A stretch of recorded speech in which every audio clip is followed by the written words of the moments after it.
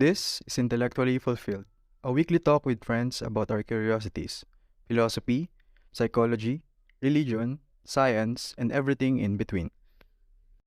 In this episode, we talked about the subjects of hard work and talent.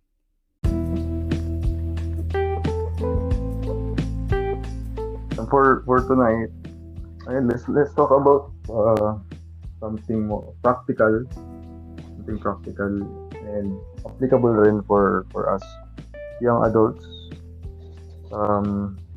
It's the topic of hard work versus talent. Kasi ayun, we're as young adults we're faced with that we're faced with the talent of building our careers, and throughout the years, itong sa atin in our universities and the school years, we're greatly familiar with that. Especially sa atin na we're planning our careers, we're familiar with yung topic ng hard work or talent. So yun, I think that it's a topic na maganda i-dive in for tonight, for to get insights and lessons. And ayun, tonight, it's just CJ and I. Kami lang dalawa. And yun, ikaw, Jay, what's your initial thought on the topic of hard work versus talent? So, as you have said, as young adults, we are inclined to exert effort to reach our dreams, our goals. So, hard work versus talent. So, me, as of now, I was doing my passions, so which is teaching, which are teaching, reading, writing, and singing.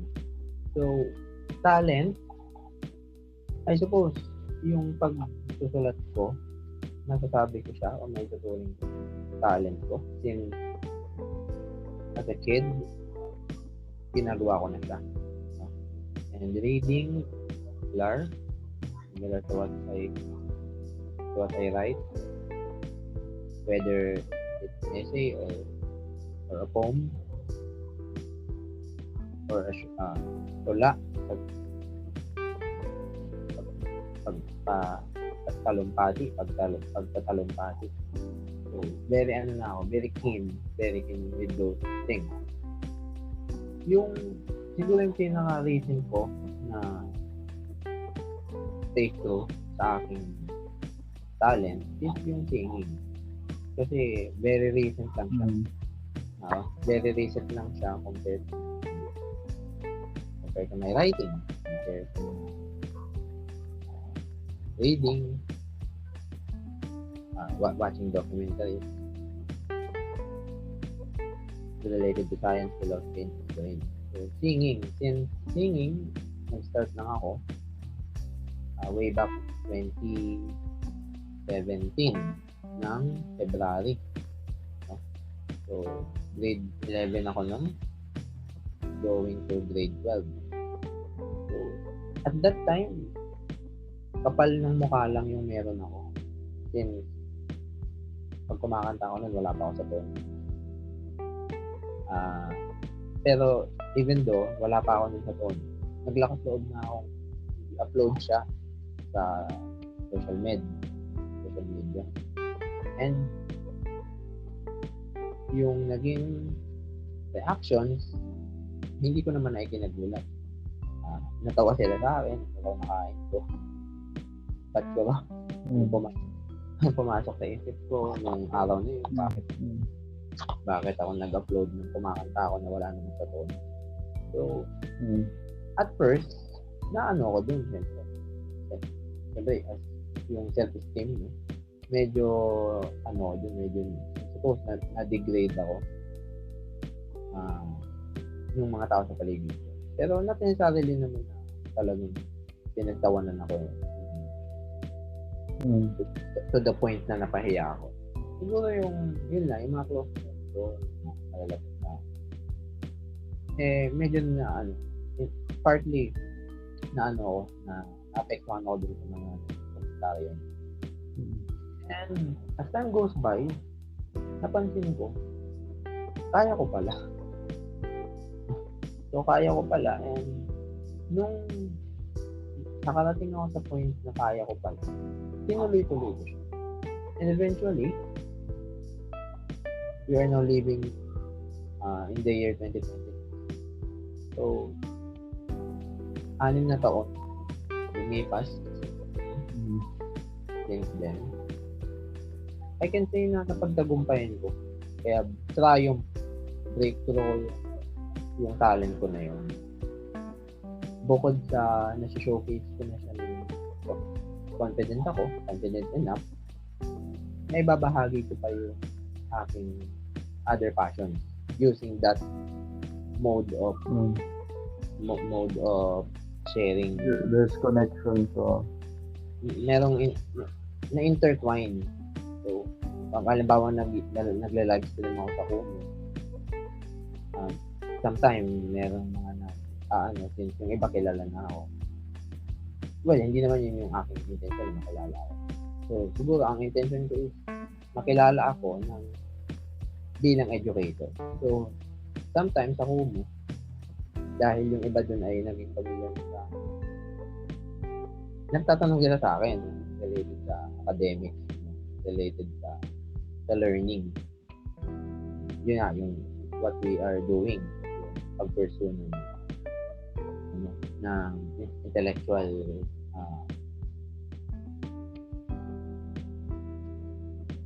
things and alike. Things and alike. So, at this point, very quite rewarding yung ganong marating ko. Kasi at first, hindi ko naman inasahan na hantong ako sa ganito eh. Unlike nga nung yun, yung pagsusulat, pagbabasa, yung pag-excel sa studies, hindi na yung bago sa akin kasi noon pa man, napagtatagumpayan ko na yung mga ganun. So, parang confident na ako sa part. Kaya itong pag-discover ko ng another part, which is, yung pagkanta, another part of my inner self, quite rewarding talaga. So, that's my talent, no? So, yung hard work, I can say na hard work siya kasi hindi naman ako hahantong sa ganito kung nagtuon na ng pansin. So, on my own, yun yung masasabi kong helpful, quite rewarding, and very fulfilling. Since na-deliver ko na yung aking talent, which is singing, na-deliver ko pa yung pag-spread ng important education. Parang interconnected passions, may related din, even though magkaiba sila ng field, but yun, it helps to find a way to connect them in a way na you push an agenda or push a personal value, and yun, they become a medium. They become mediums for that expression. And yun, speaking din pala nung criticism and passion and other things, which we will talk about. But for the criticism part, I think that's true naman for everyone starting a passion, starting a hobby, and publishing it for other people to see. I guess that's true naman na we're gonna face. Even siguro yung mga magagaling na, they're still having that challenge. But yun nga, besides that, mga exceptions nga talaga, which is ito siguro yung isa sa main topic for this discussion is yung mga exceptions na yun, the so-called the geniuses, or they are born with yung magaling na agad pa. Ano pa lang, bata pa lang, prodigies. We call them geniuses, prodigies. I guess, diba, they're, you know, we can call them the exceptions to that. Kasi, bata pa lang, they don't have to excel much like us or like most people in order to be adept at something, diba? Yung mga bata, minsan, 8 years old pa lang, they can play the piano. They can play the piano well, even better than most teens or adults. And yun, I guess that's one thing. Part curiosity na rin on my part, and part to gain an understanding of the path towards mastery. But yun nga, ako on that part, I believe sa it all boils down to talent. We all have that. We all have innate talents. Meron na-discover natin, meron hindi pa, tulad nung sa'yo na another talent besides others. And ayun. What's your view? Ikaw, Jay, what's your view on that? Na merong mga tao na pinanganak na magaling na, and meron namang ibang tao na they have to struggle. To struggle to train for many years. Versus yung mga meron ng ganun talent. But I guess naman yung mga ganung talent, yun nga, kaya nga sila tinatawag kasi konti lang talaga sila eh. Kasi if we're all geniuses, that's better, but that's not the reality. Ang reality is konti lang talaga yung mga ganun. And ayun, ikaw, if you compare it, if you compare the situation, what do you think is there is there difference for yung tawag child prodigy versus yung nag-practice lang on their own? Do you see some relation to their path towards mastery? Or yun, may nuances ka ba na, for example, napapansin na, for example, there are geniuses pero hindi sila nag-hard work, therefore hindi nila na-actualize yung potential nila. And meron naman na sa una pa lang parang, 'di ba, they're having a hard time on a skill or a hobby, but over time naging adept sila. So yun, let's talk about that for now. Yung topic ng mga prodigies versus yung nag-hard work lang. Do you have an observation on that thought on that, yung dichotomy ba nila, yung comparison nilang dalawa? Well, yun very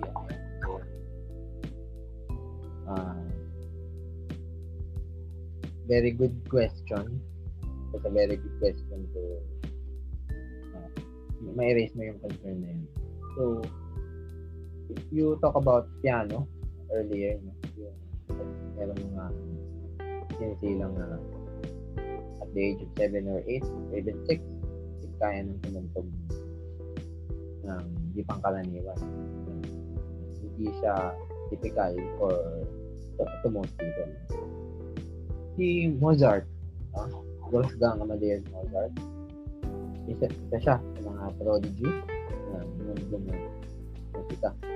So, siyang nagturo sa sarili niya paano tumugtog ng piano, ng violin, ng guitar at an early age.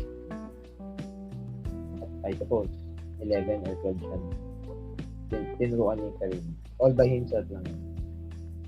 So, ganun din yung si Einstein. At the age of 5, pinakitaan siya ng compass ng kanyang tatay.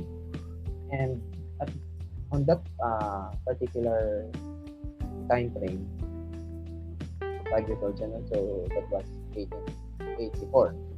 Kasi 1817. 1884, pinakitaan siya ng compass ng kanyang tatay. He wondered bakit laging nagpo-point northward yung compass. So, there must be a force. There must be a force acting. No? So, as time goes by, na-realize niya na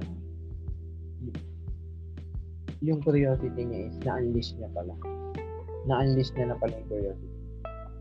At a very young age, 5 years old. So, sila yung mga exceptional kung tawagin.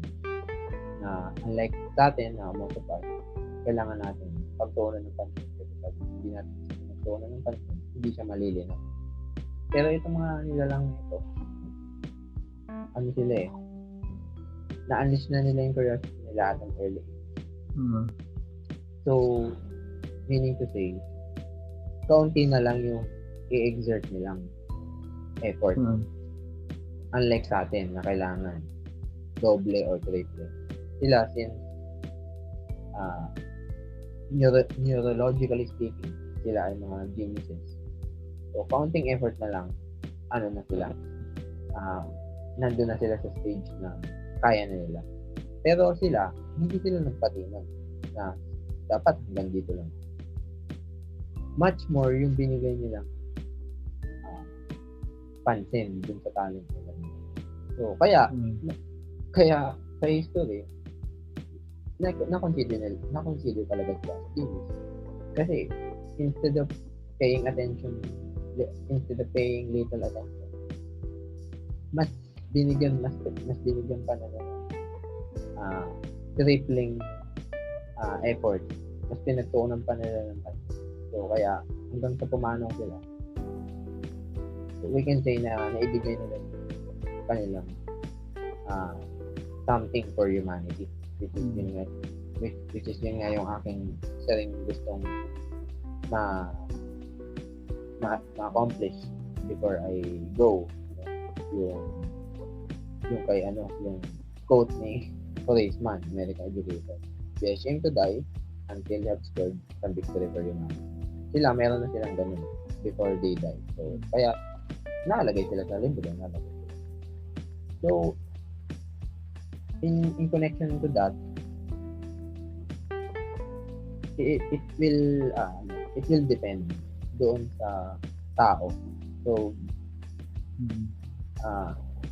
drawing upon your question, kung ano ba yung aking komentaryo doon sa genius na yun nga, prodigy, or doon sa kailangan pang mag-research dahil hindi naman siya prodigy.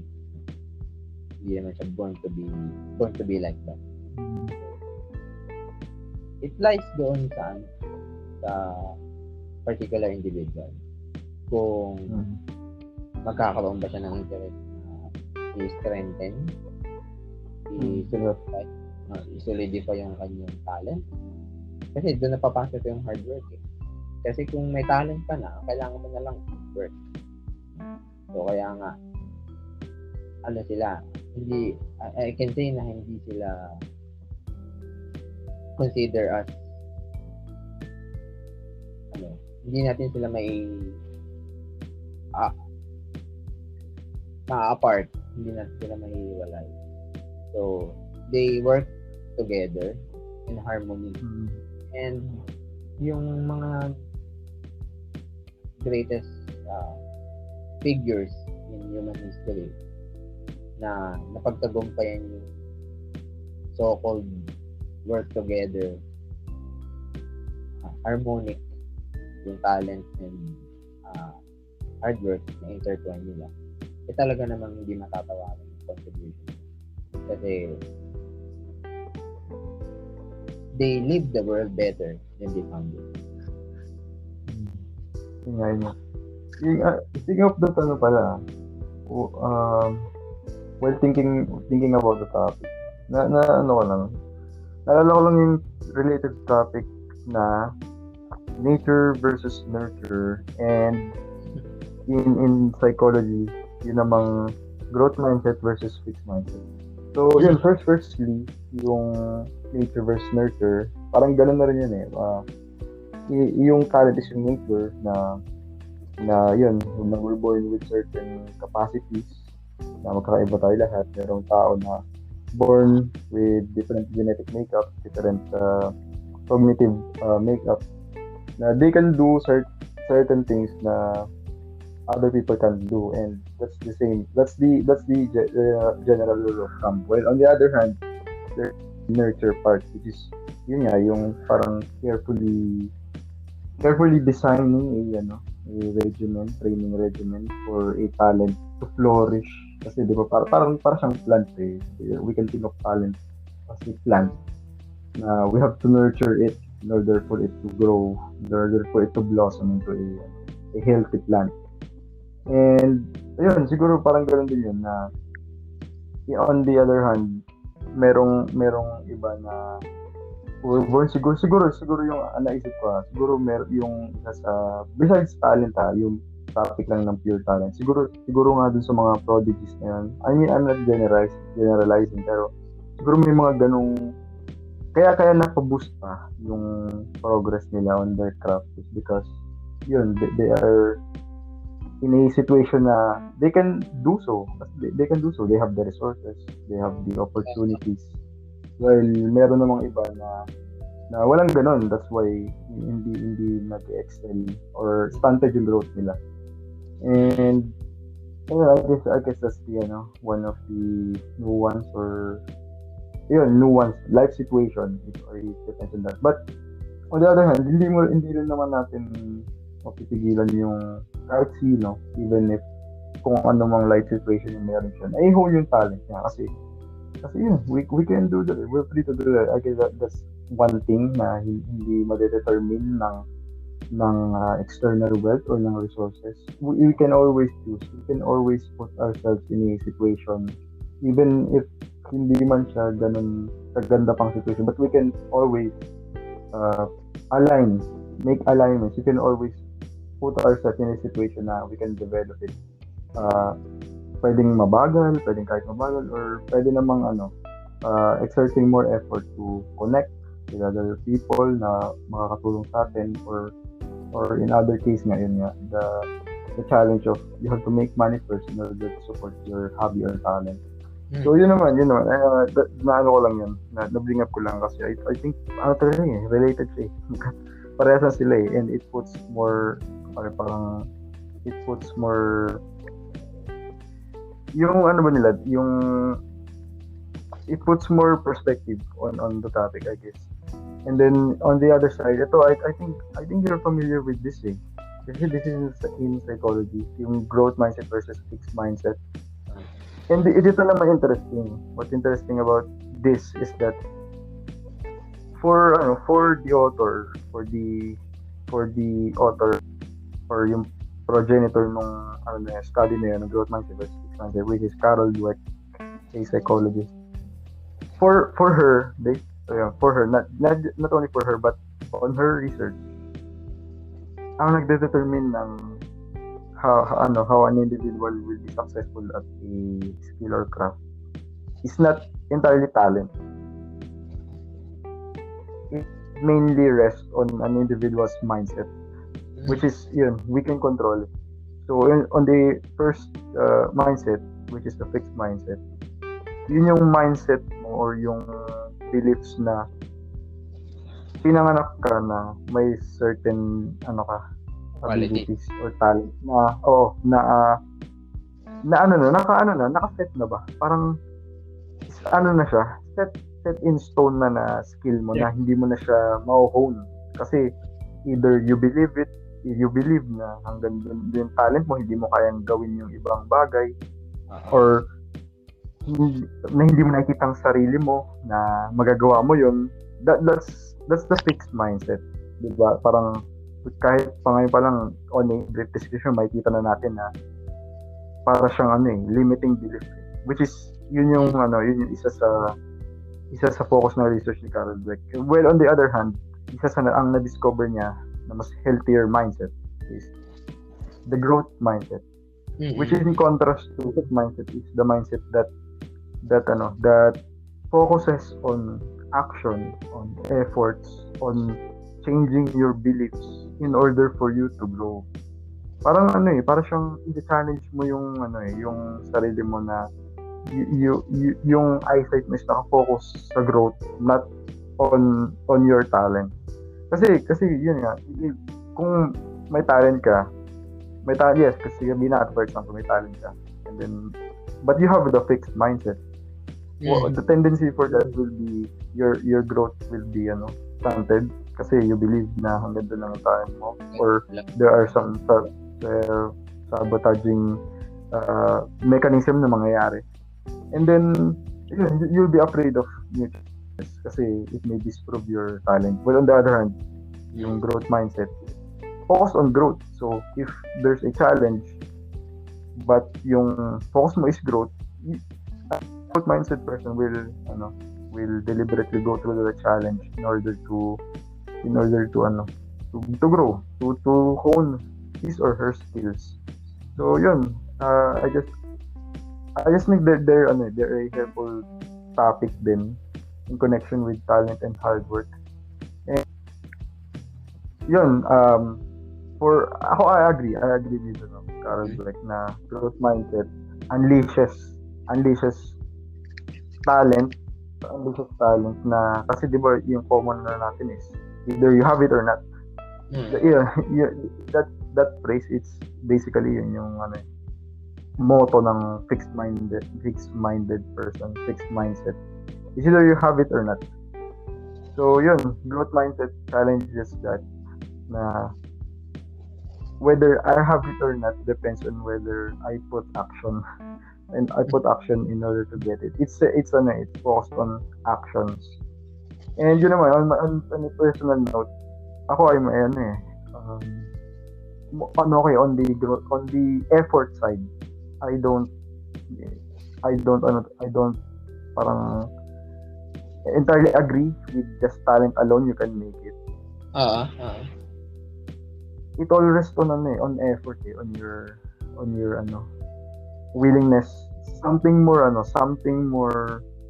I think spiritual na rin kasi it boils down to your motivation to do something. It all boils down to your core values.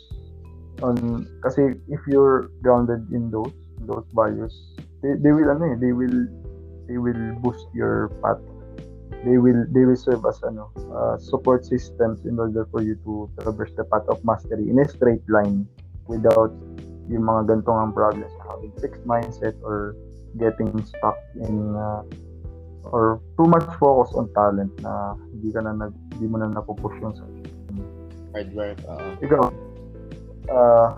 I think I'm sure narinig mo na yan yung growth versus fixed mindset, but having realized yung dichotomy, how do you think does it relate? How do you think it relates to yung hard work versus talent na on this topic? So before I dive into that, so just want to add something. Meron kasing mga individual na meron silang talent pero since they lack resources, so either social status, lack of money, lack of materials. So one particular example is yung biniyayaan si Russell, since he was born to an aristocratic family, and some people like Michael Faraday. Are you familiar with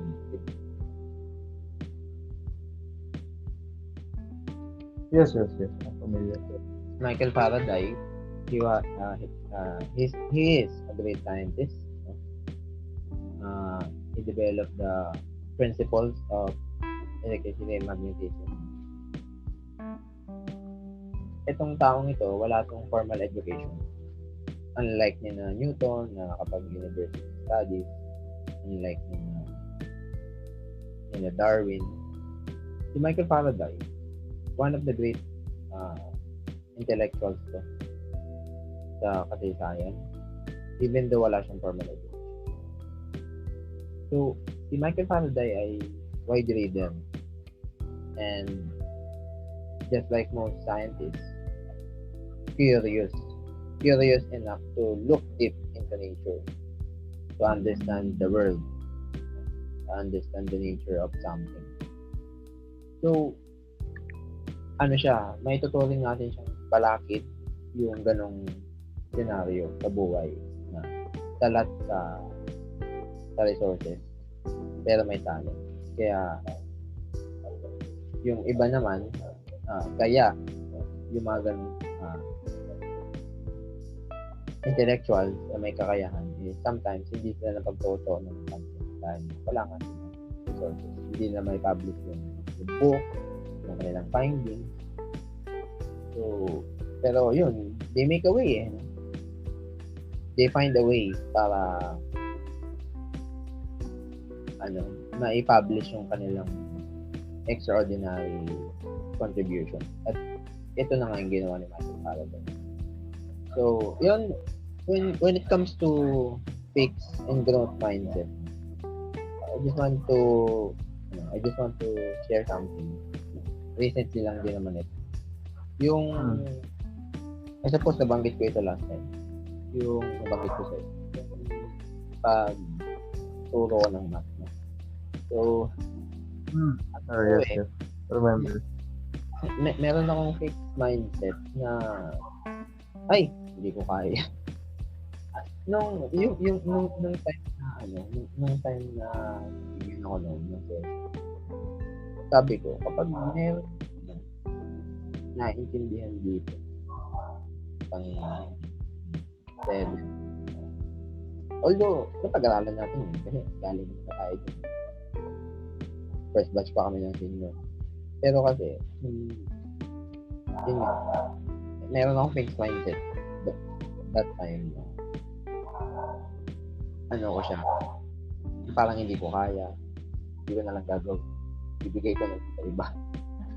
Kaya meron kasabi ng iba kung kaya nila ipagawa mo sa kanila. So ako nung time na yun, I was happy kasi along the way may pili ko, nilalagay ko yung frame ko doon sa and out so I was happy dahil yung ko siya, so natapos ko siya. So coming from a fixed mindset, I was able to cross that of being a fixed, of having a fixed mindset into having a growth mindset. So isa rin yun sa mga naipagmamalaki ko sa sarili ko na rin, dahil wala akong believe sa sarili ko when it comes to that. So ayun, yung ganong klase ng pag-iisip ng isang tao, it takes time talaga siya. It takes time and it takes the courage, the courage to face one of your deepest fears. I can say na yun sa very important point to consider. And then yung paano kaya tayo dun mapupunta sa ganung estado na as you have said, yung talent kailangan talaga siya ng hard work. Kasi kahit naman yung may mga talent kagaya nga ng Mozart is nagbigay nagtuon sa hard work. Kaya okay, so with regards doon sa fixed and growth mindset, isa sa mga mako-consider ko na breakthrough is having a fixed mindset, which is yung fear ko sa mathematics, no? And nung time na binigay sa akin yun, yung session na yun, sabi ko sa sarili ko, kapag meron akong hindi naunawaan along the way, i-stop ako. Pero since it turns out na along the way, nagagrasp ko yung initial idea ng i-deliver kong lesson. So, in other words, napagtagumpayan ko siya. Itinuloy-tuloy ko siya dahil I was happy na naunawaan ko siya.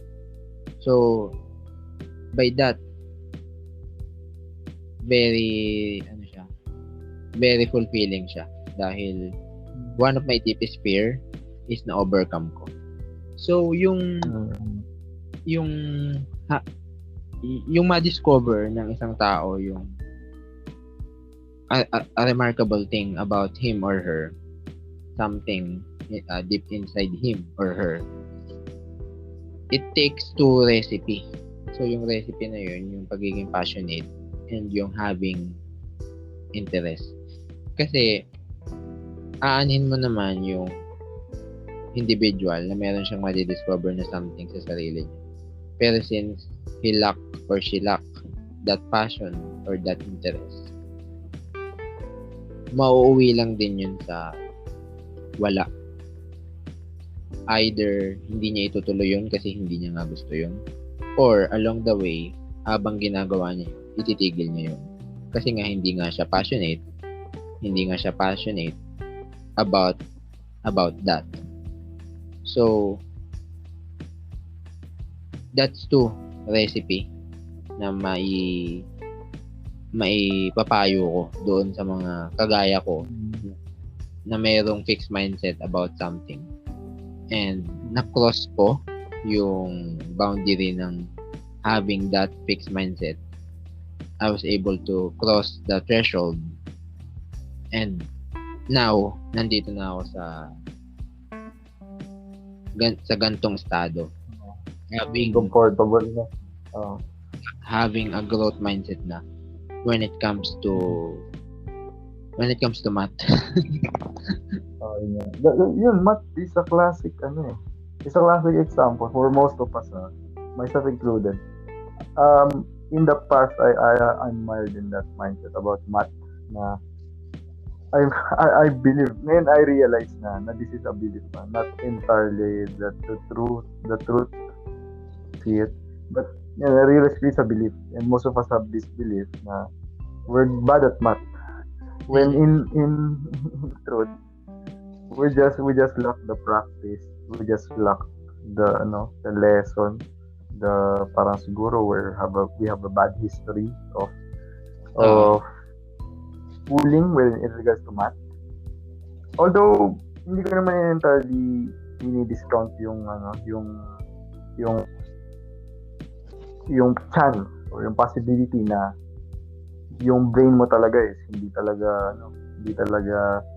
adept for math. But in most cases, yung sinasabi natin na we're bad at math is an idea, I believe, that we can challenge, and we can do that by facing the challenge of studying math,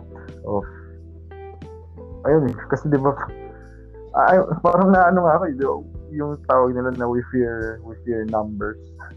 We fear numbers kasi di ba parang di ba it's complicated for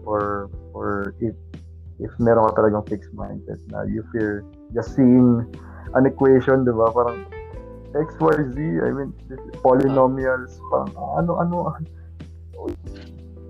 will I do it? But yun, na-realize ko rin yan na when you just practice, when you learn or when you study the principles of how math works, there's a possibility na you won't be great mathematician, but we can all be adept at it. We can be at a stage na at a level of growth na hindi pala siya ganun, hindi pala siya mali pala yung belief ko na I'm born I'm bad at math and it can be changed. So we can all challenge those beliefs, which is a tricky thing.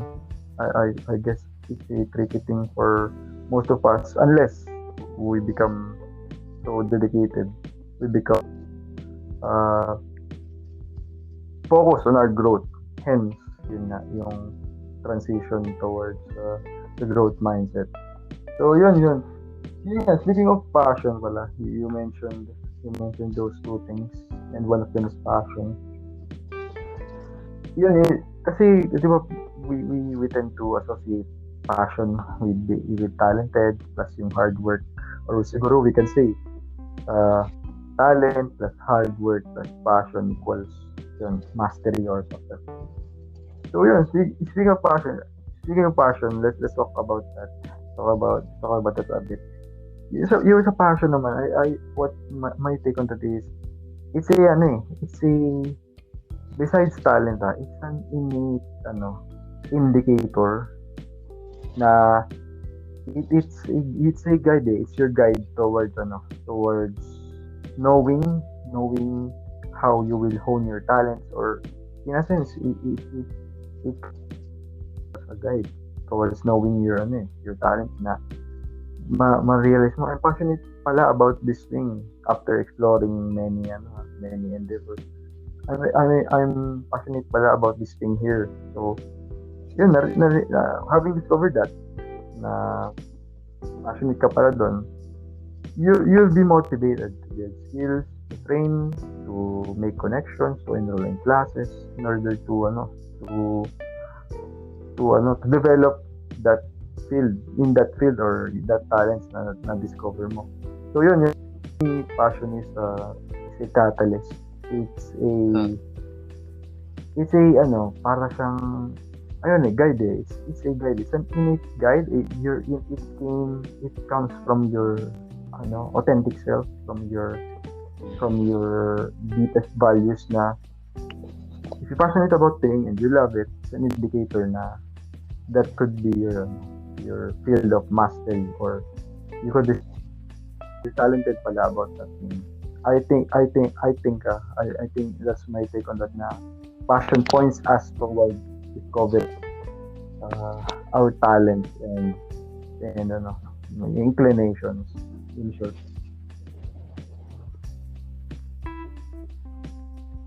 Exactly. And it takes courage talaga na to have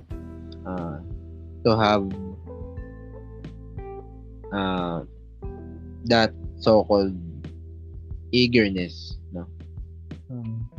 To have the so-called eagerness na to start. Kasi once na masimulan mo kasi yung isang bagay, yun na yung magde-determine kung itutuloy mo siya. Kasi aanhin mo naman yung panay theoretical ka lang, hindi mo naman ginagawa yung naiisip mo. So, wala din na waste material din yun. Pero once na masimulan mo yung isang bagay na yun, yun yung magde-determine kung itutuloy mo siya. And ultimately, kung matatapos mo siya. So, it takes the courage to start.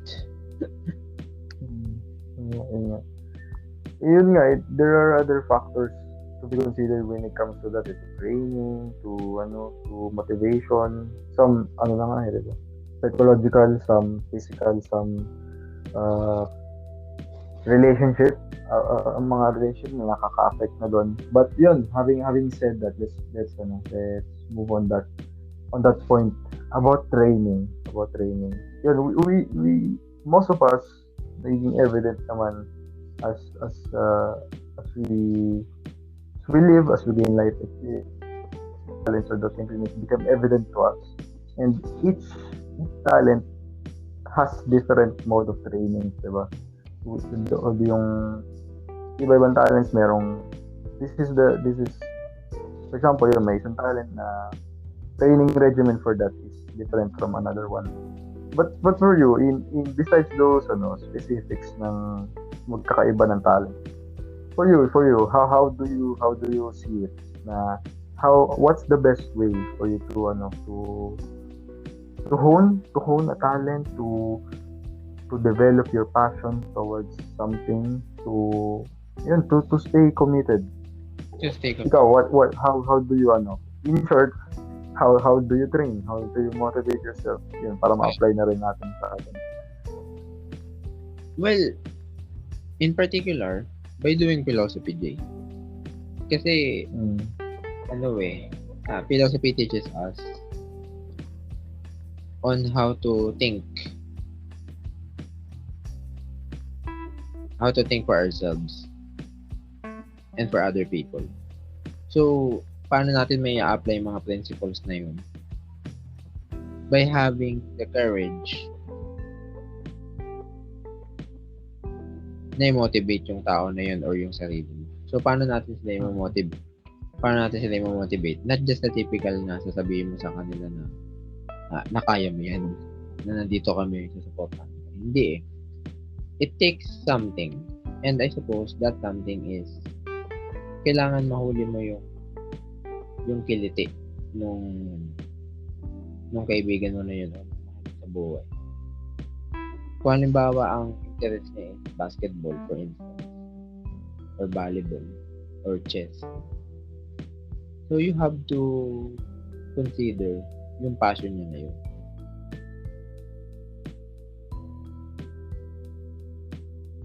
Studies niya, na tumaas yung grades niya.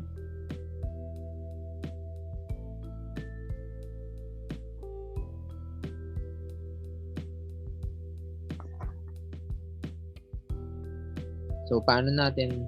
Can you hear me, Jay? Sige, cut lang. Sige, go ahead, Jay. Kanina medyo nawala eh, but... Sige, go ahead. Ano eh, tawag dito, nag-disconnect eh. So, putulin mo na lang doon sa part niya. Go ahead lang. So, where do I stop? Ano ba yun? Naputol kasi, but... On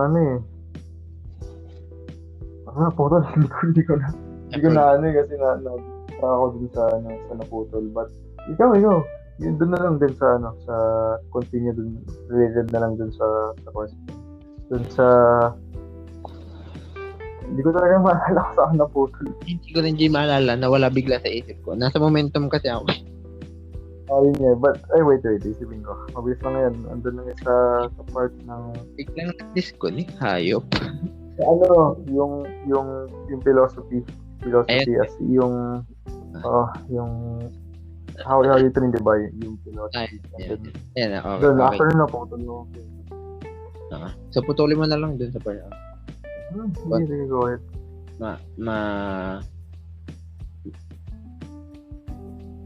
May lalatag mo naman yung train. So, ayun. How do we reconcile their passion dun sa something na mahuhon din yung talent nila. So for instance, mahilig sa chess yung kaibigan mo o yung mahal sa buhay. How do we encapsulate yung studies na magugustuhan niya rin yung studies just like the way na nagugustuhan niya yung chess? So, it takes something, and I suppose that something may connect natin yung pagiging passionate niya sa chess into his or her studies. So, paano kaya yun? So, well, it depends kung paano natin siya i-deliver, paano natin siya i-apply. So, for instance, say we have an individual na mahilig sa chess. So, a chess has 64 squares. So, yung 64 na yun, digit yun no? So, it leads to math. So, pwede natin i-connect yun by saying na are there any possibility na ma-checkmate mo yung kalaban mo in just 3 or 4 moves? So, yung ganun, na mapupukaw yung attention niya na is there a way nga ba na ma-checkmate ko yung kalabang ko in just 3 or 4 moves depending kung ano yung next move niya. So by that, magkakaroon siya, ma-unlock yung curiosity niya doon sa subject matter na yun. So ako personally, what I do is when it comes to teaching, no, personally, what I do is, since my motto when it comes to teaching is that the art of teaching lies not just on being right about something, but by being effective.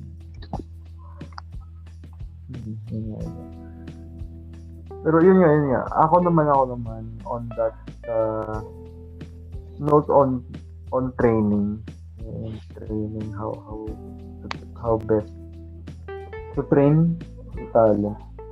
Ako ang mga nais ko first is about we can consider as stages, but on a bigger perspective muna is yung parenting.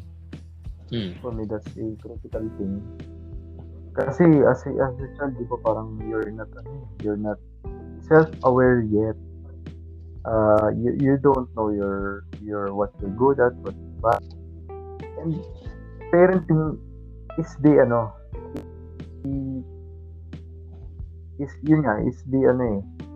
it gives guidance.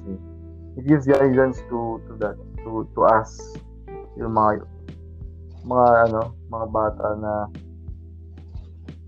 clueless pa sa kanilang talent, but if in a scenario talaga, ideal scenario is hands-on nga talaga yung parents mo to develop your talent. Pag nakita nila yun na may talent ka sa isang field, they can help build structures, they can provide you with good education, they can motivate you to pursue a passion or a talent. Yun na pag bata ka pa, pag may ganun kang structure, it really helps kasi pag tanda mo, yun, meron kang momentum yan. Bata ka pa, restart ka na ng maaga, and then when you hit your 20s, you have a solid foundation. Your parents give you a structure, they guided you properly towards being adept at your craft. And yun kasi, in contrast, kapag wala kang ganun, ang tendency is, yun, your growth will be stunted, you will waste opportunities, you will waste time. And yun, that for me, that's the impact or the importance ng parenting in a person, in a young person na a developing young person.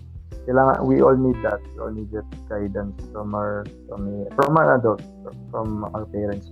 And yun nga, on a personal side naman, how to train yourself, we'll deal now with personal training. I guess yun nga, yung passion din, yung kanina, I think that's important kasi passion gives us so yun tinatawag natin na fuel to go further.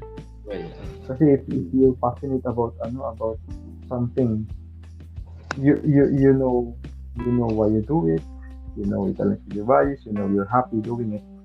It will give you the energy and the enthusiasm, the motivation to do it with deliberately, hindi lang kasi because of other factors na external, na extrinsic factors, but kapag passionate ka, the motivation comes from the inside, which is more authentic. That's why, therefore, you will produce a good piece of work. I guess yun, passion, and then vision. That's another thing, vision, na you know why you're doing things, you envision yourself being good at it by parang pag ginawa mo kasi yun, you continuously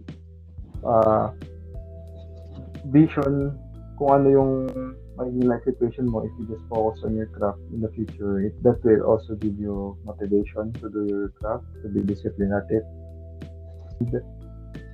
Another thing would be I think maturity and yung discipline na rin. Maturity and discipline. Kasi yun, di ba tinatawag na being professional at the craft? I think that's necessary din. Kasi if you don't If we don't have that attitude, if we don't have that attitude at our work, yun, will be, will produce average and will produce bad work. That's why that's important. It's important. That's why that's important. Yung professionalism. Kasi if you have that, if we become professional, if we maintain that attitude, we can discipline ourselves. The motivation will come from the inside, not from the outside. Yun, that's in the context of we're professional. And yun, I guess that's if that all aligns, we can just coast through the training process if we internalize all of those properly: passion, discipline, maturity, pati ng mga values mo. If that all aligns, the drudgery of the training process will be para siyang hindi mo na mapapansin yung drudgery masyado eh. Kasi ang focus mo is on your vision, on your work, not on the work being tedious or not. Ayun, I think that paves the way towards having a great training regimen for any craft na rin. I think that's the ideal mindset to have. Yeah, no? So, encircling the elements of passion,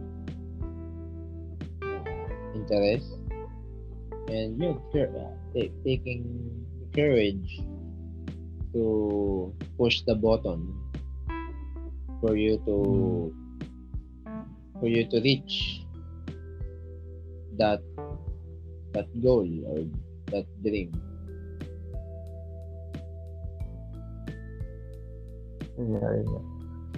Yeah. So yun nga. I think this is the episode for tonight. But I think I would end with this thought. I think this is cliche, but it all boils down to knowing your work. And if you love your work, if you have passion and then love, it all boils down to that. If you love your work, yung mga things such as yung training, such as yung passion, it will just come to you eh. It will resonate with your love for your work. Na para siyang it will be formed on its own eh. Yung discipline mo, yung passion mo, kapag if you love your work, na for example you were inspired at a young age to do a piece of work because of something na either an accident or a inspiring moment. If your motivation is built on that reference point, that's a strong foundation for your motivation. Unlike yung about material things, about fame, about pleasure. If your motivation comes from love, from inspiration, I guess that's that's a catalyst for your continuous growth in your field or in any endeavor na rin, in any field of life. You have that good reference point. This reference point for me is love for your work. Love for your work. So, once na ma-apply mo yun, principle of loving your work, everything will follow.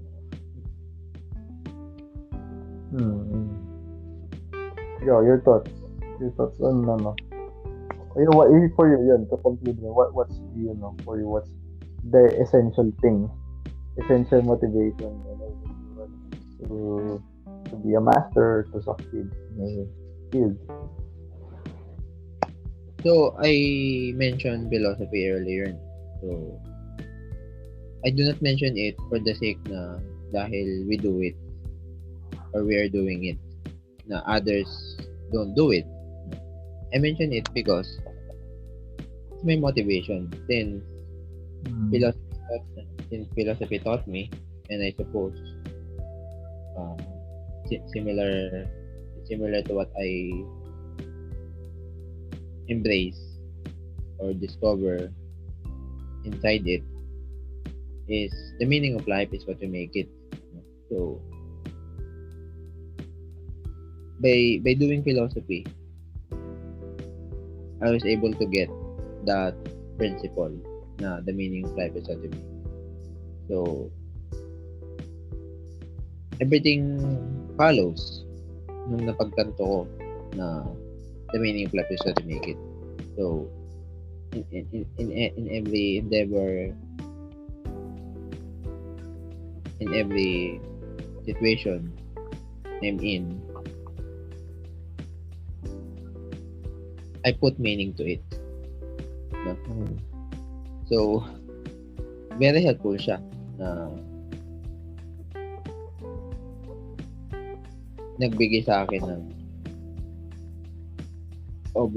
overwhelming motivation. Kaya naman nabanggit ko na how do I motivate myself? By doing philosophy. The thing with philosophy is that it reminds us of higher values to pursue.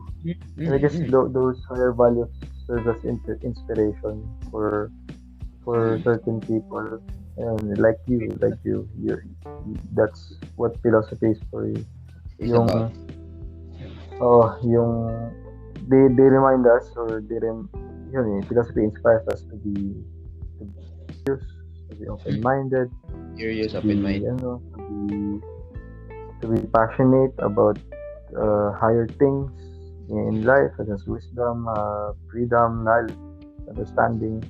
That's also, I agree. That's also a good source of motivation. You don't let yourself be yung tinatawag nila na jaded with everyday routines. It helps na we keep reminding ourselves of the higher things, so-called higher things in life. We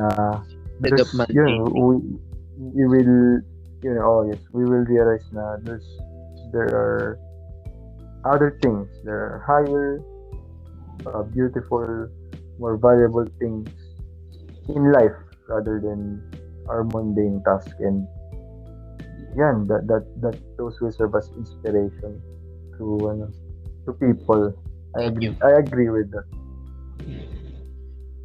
Instead of putting effort doon sa mga mundane things, no?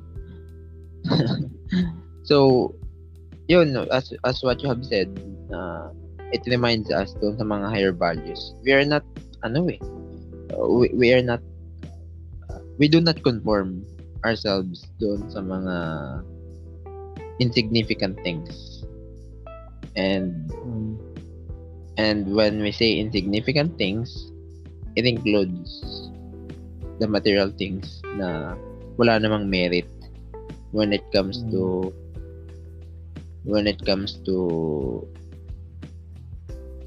being alive. But yun, in contrast, there are things na we can't avoid. In short, we can't avoid the mundane. But having, being passionate about philosophy, they remind us of our things. So with that, we can do the mundane task.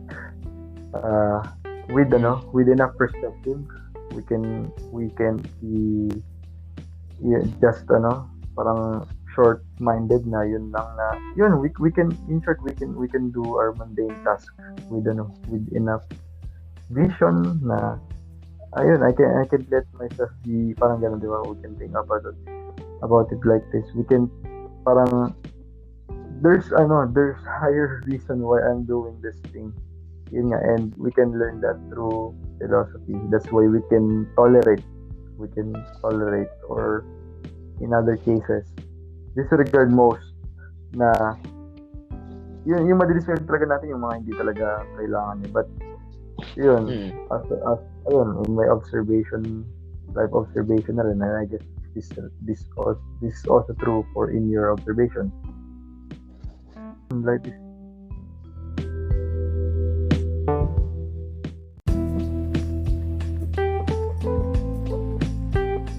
mature if we align ourselves with higher values. Yun. That's a good point. That's a good point. And that's na rin. And pampalagdag ng perspective when we're facing mundane things na, yun, for example, we're facing mundane things, we can live ourselves as the higher things. That's why we can tolerate doing the mundane tasks. Unlike yung parang nagreklamo na tayo or parang na ano tayo would being parang negative about mundane tasks, but with the aid of philosophy we can get consolation, or yun, we can put the mundane.